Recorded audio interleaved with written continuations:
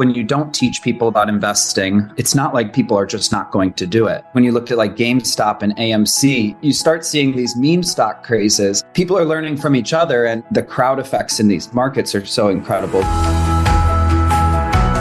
Hey everyone, I'm Annie Dickerson, and on behalf of the entire Goodegg Investments team, I wanted to welcome you to this episode of the Life and Money Show, the show where we talk about everything from investing to financial freedom to parenting, traveling, creating a life by design, and everything in between. And I'm here with my amazing co-host, Susan Elliott. Susan, why don't you start with sharing with everyone a little bit about what we're going to be talking about today? Yes, we hit on a topic that is so close to home for you and I, because we both have kids, we're kids ourselves, and we think about that time. So really talking to everybody here about financial literacy and helping our younger generations learn more about finances early on. And what I love is that there's specific to parenting, maybe some tips that you can think about. Our guest today, Brian Curcio of Rapunzl, which we're going to get into more too. And you'll hear him talk later on in the episode. He gave us some great tips about getting kids involved, but also touched upon ways that, if we focus on teaching finances earlier on in the lives of everyone, or at any point through adulthood, right? Our whole society is probably actually going to benefit it. And what he's doing, I think that it was in his final 3 questions to be able to promote financial literacy with a group that may never hear that was pretty powerful. So stick around to learn more about that. Indeed. And for any of our listeners, before we dive in, because we're all kids at heart, we've all been kids. So it's never too late, better late than never. If you're new to the whole concept of investing, particularly if you're curious about real estate investing and passive real estate investing, where you get all the benefits of being a real estate investor without the hassles of being a landlord, a great place to start is on our website. We've got a page just for you. It's goodegginvestments.com/start. It's our start here page, nice and simple.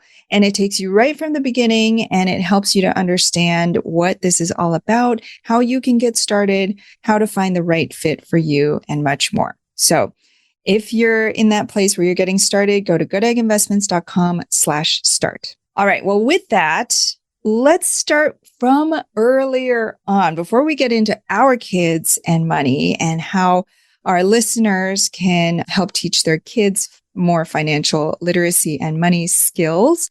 Susan, I want to know, when you were growing up, what did you learn about money?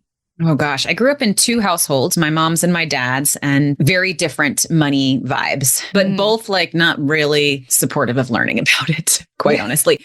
In my father's home, he was the penny pincher to the max. And so I developed this, but in ways too, where he was dealing with a lot of his family background and financial hardships, I'm sure, that came up with his family. He lost his dad really young, so his mom was supporting him and his 2 twin sisters and his other sister. And so I think a lot of that came into him just always wanting to be thrifty in ways that sometimes was really embarrassing for me, like not tipping enough to our servers and me feeling oh my gosh, too. Yeah. Oh gosh, it's under my skin. And ways that I understand now around respecting money and treating the flow of money with excitement and love, as opposed to just fear and hate. I don't know. There was a lot of negativity around money. My other household, my mom and my stepdad, we grew up the very stereotypical middle-class neighborhoods. I went to a good high school. It was always just, you're going to go to college, you're going to get a job. But at no point, in looking back on it now, my stepfather was an engineer, my mom was a teacher, but I don't think we talked about money one time. I knew that we were being supported. It was almost because everything was just humming along just fine. We went on 1 beach vacation a year. I'm sure my stepdad got 2 weeks off a year for his entire career, which is preposterous these days. But we did that. We didn't go on luxury vacations. We weren't extravagant, but because we weren't, there was also no elements of suffering. Luckily, I think it was just humming along. Everything's fine. No need to talk about it. But I look back on that now and think I could have, had I understood that he was contributing to his 401k that whole time, we could have talked about that.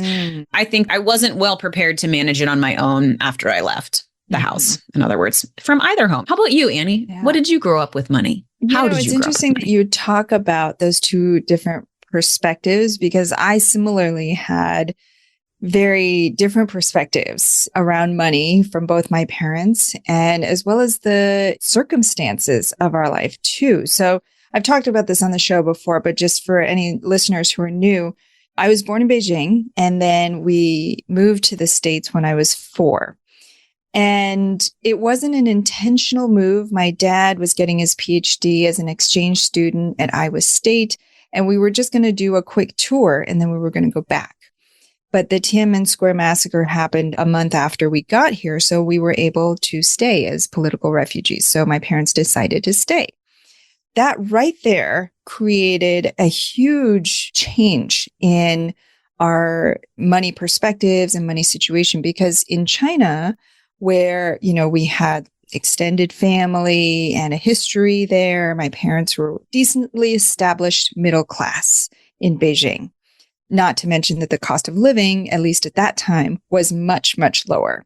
And the government covered a lot of basics like healthcare and housing. So we were pretty set in Beijing. When we moved to the States and we decided to stay, it was a very different circumstance. My mom, who had been a nurse in China, she wasn't able to be a nurse here because of the certification qualifications. So she became a nursing aide, which paid much lower. And my dad, after getting his PhD in sociology, which is not a very practical thing, was searching for a job for a long time. And so all of a sudden, we went from middle class to fairly low, modest income. And so we were shopping at garage sales. We were offered free lunch at my school, like those sorts of things. And all of a sudden, I was 4, 5, and 6 at the time. So it wasn't like huge on my radar, but I could sense that money became a thing. It had never been on my radar before, but it became a thing in my life where all of a sudden we went to Walmart or Target and I couldn't get everything. And my mom would say, next time, we'll get that next time. Or we'd, look at all the prices and we'd pick the cheapest one. Little things like that started to signal to me, okay, maybe we don't have enough and maybe we need to work together to buy less and pull back. And so I kind of got that from a young age. And then when circumstances got a little bit better, my dad got a job. We moved to New Jersey, right outside of New York City. And things were flowing a little bit better. And I sensed that too. And you know how they say that money doesn't change who you are, it only amplifies who you are. Mm-hmm, mm-hmm. And I got to see that firsthand because my dad changed a ton. My mom was always the penny pincher and she continued to be, and she taught me a lot about saving. But my dad, where he was a saver when we had to be, once we had money, he became a gambler. And so that in my middle school and high school years, I saw that dichotomy very clearly where my mom was saving. And my dad was just using money for these, what I saw as kind of senseless endeavors to try to make more money. In his mind, he was trying to make money through gambling. And so my upbringing was really fraught with a lot of different money perspectives. I'm kind of surprised that I came out like, okay, decently okay on the other end of all of that. But yeah, it was a lot.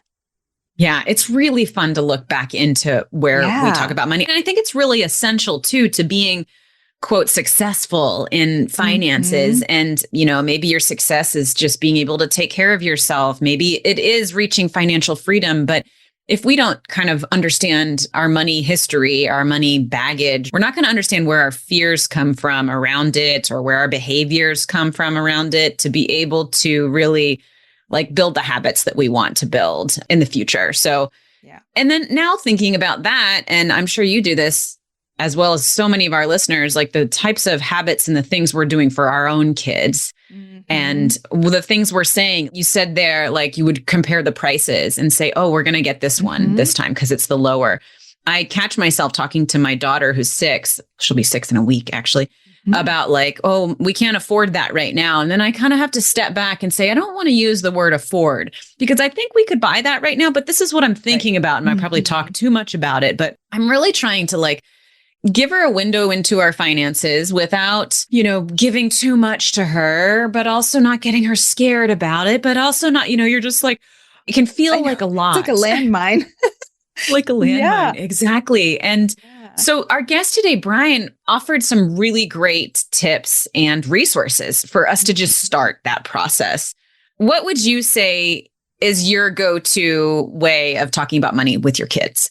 I mean, I think what you're talking about there, the little things about even the language that we use is so important. And it's been a learning process for me, a realization, like as I use those terms, like we can't afford this or we'll buy this next time. And to really have that reflection time to think back on, why did I say that? Or why am I choosing to say something different? And I think it really gets to the values of money because, as Brian talks about, he and his partner have built this amazing company with lots of great financial literacy tools and resources for kids and their families. And all of that is super important. And there's a layer that only the family can bring in, which is your values, your personal values around money. The child's teacher teaching them about that, because there's no right or wrong answer when it comes to your values around money, because whether you can afford to buy that thing or is really about whether you choose to buy that thing. And so each individual family has to decide, is that thing that we're going to buy, is that important to us or not? And what are the reasons? And what do we choose to spend money on? How much do we save? Those are things that a school or an app can't teach, but there are things that a school or an app can teach. And I think we haven't even gotten there yet as a society. We haven't even filled that gap. So I think I went on a tangent. The values. I like that because it's something that just the way that you talk to your kids about money, whenever money comes into the conversation, to pause and say, what value am I placing around this interaction around money? Is this something where we're talking about the scarcity of money or the abundance of money, or just the sort of intentionality behind where we're spending money and why we're spending it there?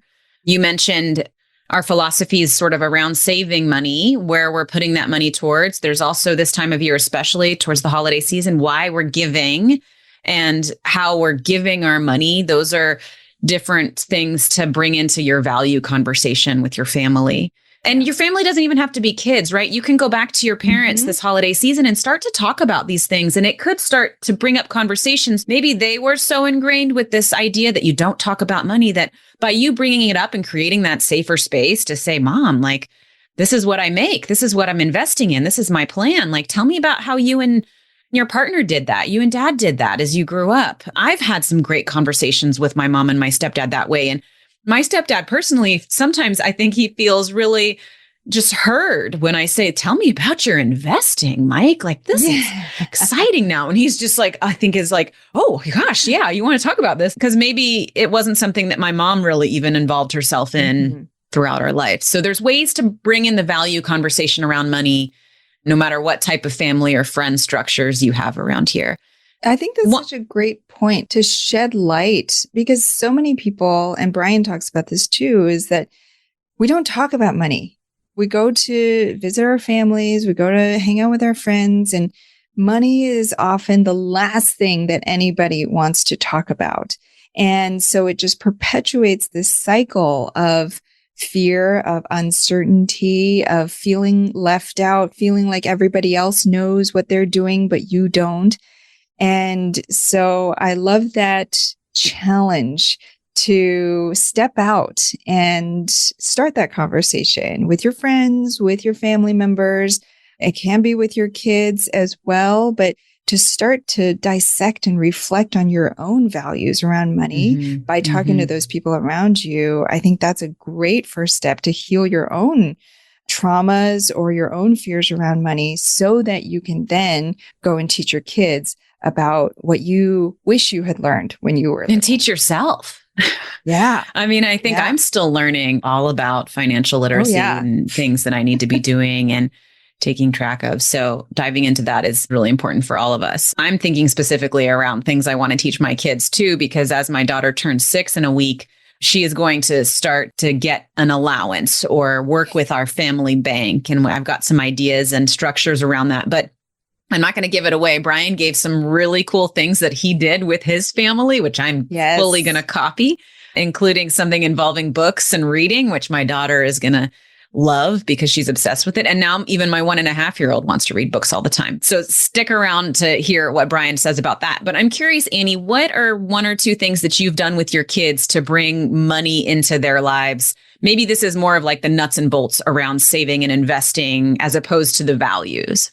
So we've done a number of things over the years. My kids are now 10 going on 11 and 7.5. So we've done a lot of things and we've done different things for the 2 of them. I feel like they came out with different thoughts or philosophies around money. Like we tried to do the same things and it didn't work for both of them.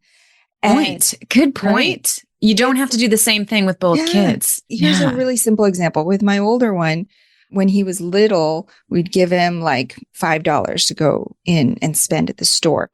And he would hold on to that $5 like it was life or death, like nobody was going to touch that $5. And he very carefully handed it to the checkout person. And, it was like very important and meaningful to him. With our younger one, I remember we were in the store and I turn around, I'm like, where's your $5? And she's like, I don't know. Did I have $5? And I'm like, a piece of paper you gave me, Mom? I don't know. Oh my gosh, totally. I was that person. I was like stashing little 20s in jars in my room. Yeah. And then not knowing where they were, but being like, I'm going to find that later and it's going to be wonderful. So like a little secret, like the $20 you left in your winter coat from last year. Exactly. Yeah. Oh yeah. Like chapstick and $20 and my ski coat. Yes. That's right. But because of that, we noticed from an early age, they have very different, I guess money readiness is more what it is, we could hammer it into our younger one all we wanted, but she just wasn't ready. And she's still in some respects not ready. And so we're kind of letting her take the lead and we're here with the information and the education and the resources when she's ready. But our older one has been ready from a very early age. So even I think when he was 7 or 8, he invested $100 of his own money into a fix and flip with us. We had to expedite the turnaround a little bit and amp up the returns a little bit to make it like exciting for him. But which was a great point that Brian brought up. If you get kids into this early, that they get to see that doubling cycle. Right. They get to see their money working and then be motivated to do it. I'm glad you figured out a way to do that with your kids in the real estate world too. Yeah. Yeah. So he has invested with us after that fix and flip. He actually just invested $800 of his money into the hotels that we just acquired a few weeks ago. So he'll be cash flowing on that. And so he's seen that firsthand and he's like a planner. He's thinking ahead to when I leave the house and I go to college, I want this amount of money in my bank account. And so he's very much a planner. So the 2 kids are very different. And so it keeps us on our toes because we got to adjust our parenting and our philosophy around it too. Cool.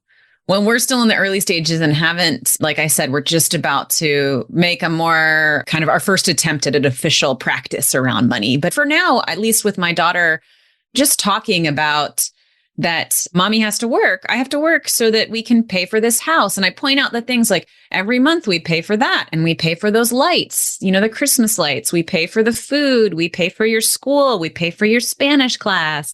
And we love it. We're happy to do it. And there's just like connecting some of these dots, I think is really helpful, that money is behind the scenes in all of this. One thing I want to start doing, which I referenced in our talk with Brian here, was that we go through a toll bridge weekly to get to the other side of the river where I live. And we have, our windshield pass. And I say this, I want to start actually paying that money to the toll booth operator because I want her to see that every time we go over this bridge, sweetie, it's $2. But I also get a discounted rate if I use my breeze bypass. Maybe I'll save that for other toll bridges and just talk to her every time we go under that breeze by and say, there goes $2. But it's hard. We talked about that too with the digital money age and spending money. We pass over this credit card. It means a little bit different.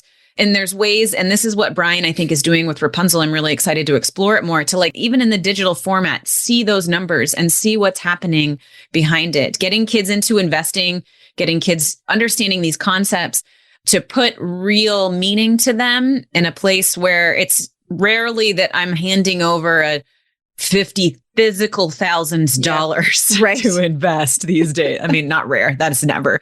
It's a challenge. You've got the briefcase chained to your wrist and you walk it into or mail it, even worse. Yeah. Oh my gosh. There'll be like a big box of like all these stacks. Please let me cash. know when that arrives. Yeah. Oh, but yeah, it reminds me just real quick before we dive in to the conversation with Brian, it reminds me of Adam Carroll we had on the podcast ages ago, but he did a TED Talk about this Monopoly experiment he did with his kids. He went to the bank and got the exact currencies to play a game of Monopoly, and he gave his kids the actual dollars to play Monopoly with. Spoiler alert, they made very different decisions with real money versus the play paper money. Ooh, know, that's a good tip. I love it.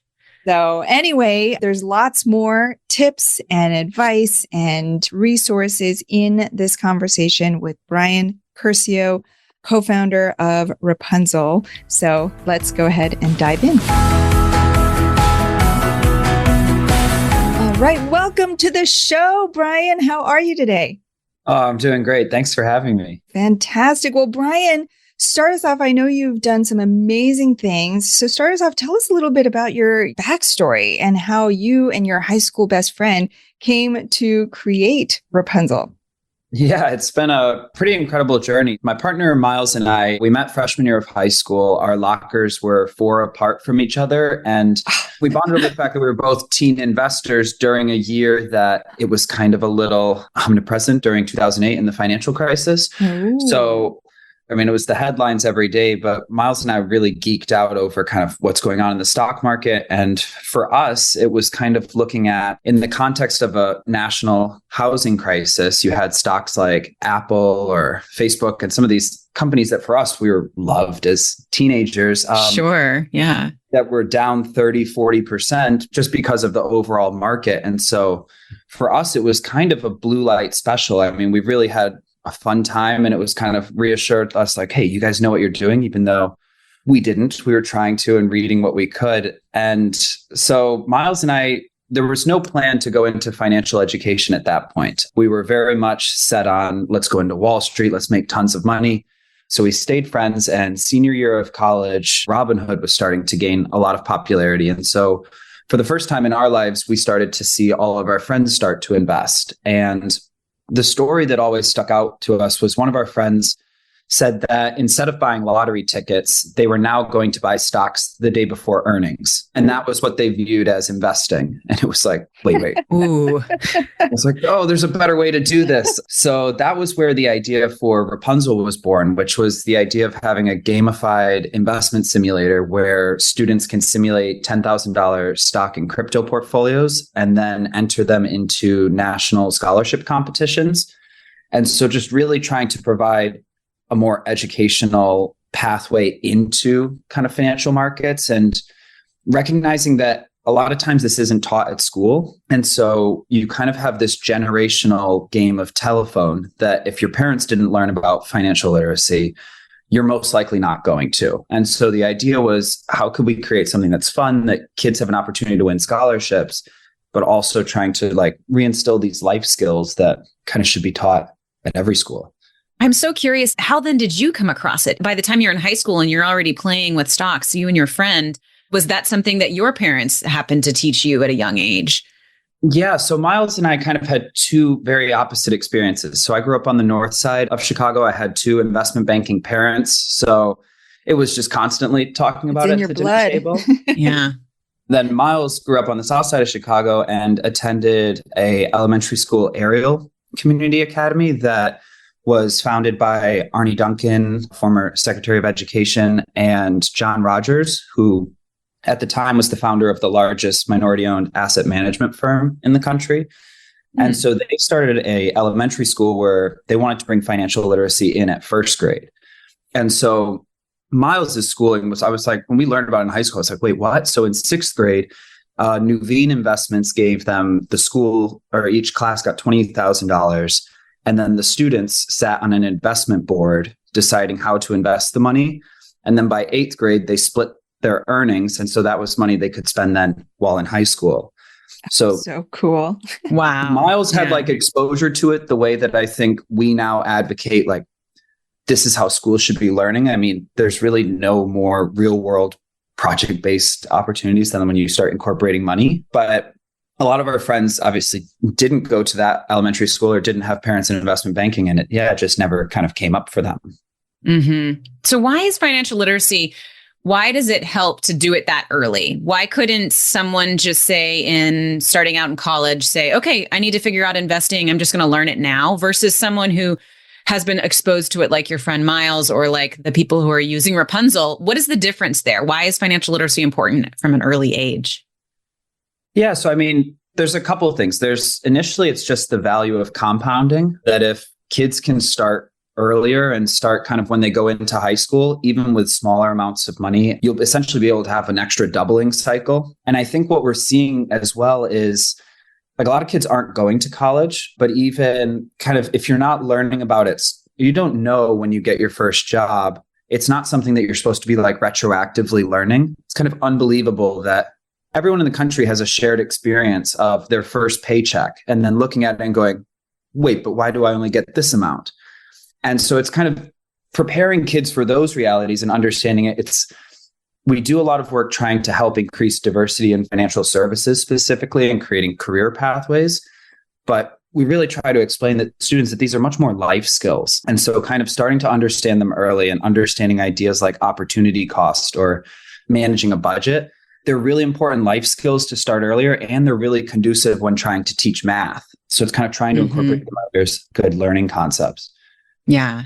Yeah. I like that, what you said, just like squeezing in an extra doubling cycle too, because of how long it can take, and that boring middle, what you hear a lot about in the financial independence community of just like, you're just kind of trucking along and investing, but you haven't really seen the rewards. It can be really easy to lose progress in that first 5 to 10 years when you're not seeing the big gains. But yeah, if you start when you're in second grade, you're going to, by the time you're in high school, be pretty excited about that. And then how many people, like you said, will get that first paycheck and don't understand even what's being pulled out from it, but then also don't understand that they have to maybe opt into investing at that point, and they don't maybe even know it then. So, well, and I think what we've seen is when you don't teach people about investing, it's not like people are just not going to do it. When you looked at like GameStop and AMC, you start seeing these meme stock crazes. And I think a lot of that is people are learning from each other, and the crowd effects in these markets are so incredible. But yeah, just starting earlier. And I think when you have a good financial habit, it's really hard to break it. And so I think once you start it and get it kind of into your life, and just getting this idea of dollar cost averaging, low cost index funds. Yeah. Well, okay. So you're talking to two moms right now of young kids. I think our kids range from like 1 to 9, maybe. I'm not sure how old your oldest is. But what can parents do to start this? So maybe we get involved with Rapunzl with our kids, but what are some habits? I like that you just pulled out the word habits there, that we can do as parents to teach financial literacy to our kids. So even if, let's also talk, Annie and I like to talk about investing and money a lot, but what about those parents who don't feel financially savvy themselves and the schools don't cover it? Where can parents start? Yeah. So, I mean, I think there's a ton of resources online. We've prepared some financial literacy tools for parents and kind of creating that option of just teaching your kids directly. But I think it's a fine line between, like, you don't want to commoditize everything in your relationship with your kids. Oh, yeah. You're speaking to the choir here. We know. I'm like, also, how can you teach my kids this? Thank you. Yeah. But I'm not the one always saying, save your money. One of the things when I was growing up, and it didn't tarnish a love for reading, was I had a little checkbook, and I would carry this checkbook around everywhere. And whenever I received, and so I would get $1 for every book, and I would try to negotiate, like, what about smaller books? And some books just didn't qualify. And then larger books, you could get maybe $1.25. But having that little booklet around, I mean, that was my initial budgeting and saving. And it was like, I remember being in a Best Buy. I loved voice recorders when I was a kid. It just blew me away. And it was like, well, it's 1995. So I was like, okay, I got to read 20 books. And we went to the store and go to check out, and it's $22.75. And it's like, taxes. And I was like, well, Mom, you pay the taxes, right? It's like, no, I don't pay the taxes. You pay the taxes. So I think trying to just have those Try like that. real Call world. my mom and be like, hey, mom, could you pay my taxes? I like that tactic. I'll never forget it because then I had to leave without the voice recorder. It's like, no, 3 more books. Okay. Good for her. Uh-huh. I know. And now after working in schools, I have no idea how she held the line because the number of times, oh, it's okay. You could, yeah, sure. Yeah, totally. But those real world examples, I think, are like, we were always, as kids, we were always in charge after getting a haircut that we were supposed to go give the tip to the hairdresser. And so understanding just different pieces of where individuals' income comes from, I think those aren't really commoditizing, like beyond paying for chores. I don't know. In the classroom, we've seen some really cool models where they're kind of creating like a classroom economy. I haven't thought too much about how you do that in the house because I've seen the other side where I have some little cousins where you can't get them to get off the couch without an incentive, like the mobile app generation. Those are great tips. I like that you kind of gave a real nitty gritty tip, like your checkbook example, but brought it back out to like, this is budgeting and saving. So there's like these bigger financial literacy concepts that maybe all parents can think of. Investing, budgeting, and saving. Where does money come from? Your tip example was so good there. And then think of like, what's one way I can show my kids that, or like peek behind the curtain. Where does money come from? How was this exchange? Even just like putting physical dollar bills in their hand. I find that sometimes I want to help my daughter pay, but I'm just paying with a credit card, and like, or we're going through the toll booth constantly in my town. And it's just like something that happens without us even talking about it. So how can you bring it back? Yeah. I want to go through and like hand $2 to the man. Every time we go across the bridge, sweetie, it's $2. Those are great examples. And it was beneficial. I think it's harder and harder now as money becomes more digital too. Yeah, and exactly. Even with all the studies coming out that we spend money faster on cards than we do when we have the actual cash. Wow. Neat. This is great. I mean, I'm already at the point with my 6-year-old where we're going to be introducing sort of her allowance system. And I want to integrate in some investing. And I've got a tip from a friend that like, you have to speed up those cycles so she can actually see what's happening with compounding, especially at an early age. So our family bank, where she's actually going to earn monthly interest instead of annual interest, for instance, so that she can see that grow. Would you have any other tips for parents to be able to set up their systems with their kids? Or maybe it's something that Rapunzl provides too. Yeah, I mean, I think Rapunzl has a simulator, so it's helpful to show growth and just like, I think, gaining experience with it. It's a little challenging to go before kind of 5th, 6th grade, just understanding the basics of it. But I know at an earlier age, so there's 2 ways. I mean, you can kind of be teaching the generational wealth and just dollar cost averaging and maybe condensing the cycles. But another cool way of just making this like logical connection to view the world through more of a financial lens is picking a company that the kids really love, could be like Roadblocks, and just buying a couple shares or buy fractional shares, buy $20 of it. And I think that kids really respond well to the idea of ownership. And it's like, no, these shares, you own a piece of Roadblocks now. And even if it's not growing, the price will definitely change each week. And so I think it creates an interesting way to kind of support kids reading more with kind of like, why do you think the stock's down 5%? And if you're a parent out there who's like, well, I'm not sure, I would know the answer. The greatest news is that the people out on Wall Street also don't know the answer. So it's not like there is a right answer to it, but I think working through that with the student, it's great critical thinking and can actually help develop the financial literacy side on the parents too, I think, just more immersing yourself in it. I want to know, how did you guys come up with the name Rapunzl? And what does it mean to you? Yeah. So the summer before my senior year of college, I was working at a hedge fund in New York and Myles was working at a bank in Chicago. And our bosses ended up talking on the phone about some potential investment that one of the firms didn't want to invest in, but the other should. And we called each other that night and it was this epiphany. It's like, you get told every day of your life, don't talk about money. It's rude to talk about money. It's bad to talk about how much you make. But the richest people out there, the people who control money, are talking about money every day. And it's almost like these high returns of Wall Street are perched in this ivory tower that's inaccessible to ordinary investors. And so the idea of Rapunzl was allowing every investor to kind of climb to financial freedom.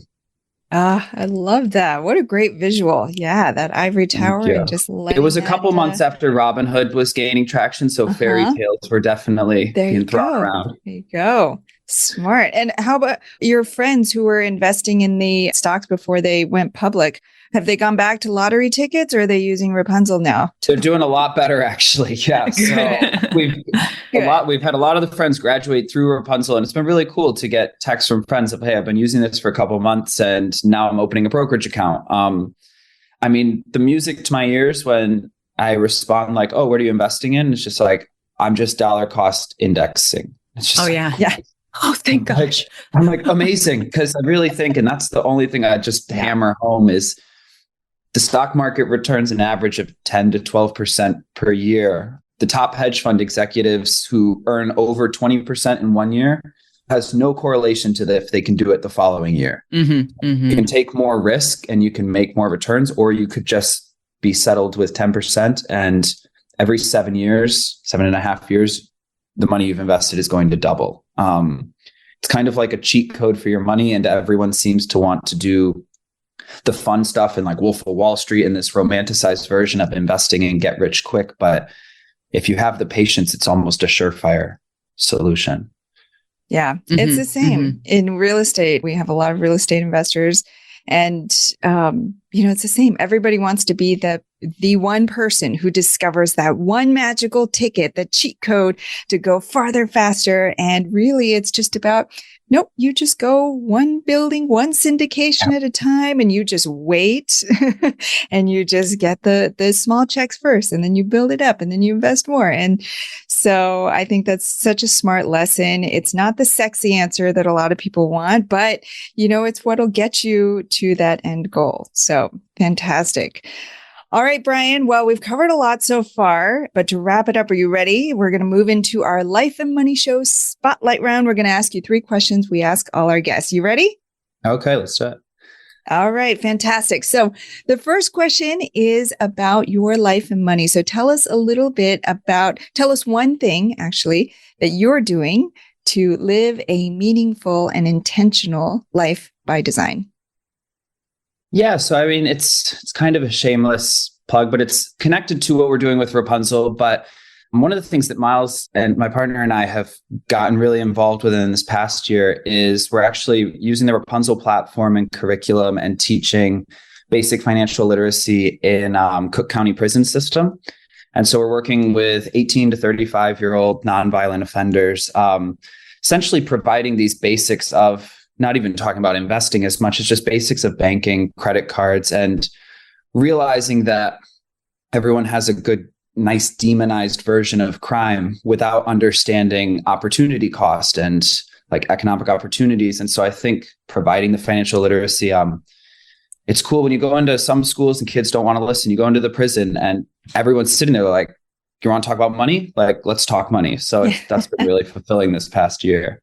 Wow, what an empowering thing and such an amazing way to give back, to give that population something to grasp onto and some real world skills to be able to get themselves up and out of their whatever situation that they're in and to create a better life for themselves. So you're paying, not only creating fulfillment in your own life, but paying it forward and allowing others to seek fulfillment for themselves. So I love that. All right. Second question is about others' life and money. So share with us one life or money hack, a tip, a resource, a book, something that has helped you on your path that you think might help others as well. Yeah. I mean, I think when we started Rapunzl, it was the idea of trying to replicate the friendship that Myles and I had in high school at scale. And one of the things was, we started by just looking at stock prices and writing down stocks that we think we should have bought and then checking how much money we would have made. So I think using a simulator of some sort of just to really get your feet wet, the worst thing that can happen is you lose all your simulated money. And that's a lot better than trying it with your real money. And then my favorite author to recommend, if once you're feeling kind of understanding the basics, and all of the Michael Lewis books, if you're trying to understand more of the ins and outs of finance and Wall Street, I loved those in high school and college. Well, clearly you were ahead of your time, but yeah, we'll definitely include some of those in the show notes. And also, that's such a great tip too, is to go back and don't just look forward and have to wait and see what happens with stocks in certain companies, but go back and look at the historical performance and see, how it actually did over time. That's one thing that I did when I first got into real estate. I remember back when I was in high school, I wasn't as money brave as maybe you were. I was like, I think this investing thing is a thing, but I don't know how to do it and I don't want to lose my money. And so I remember Google went public when I was in high school and I was like, I know I should buy this stock.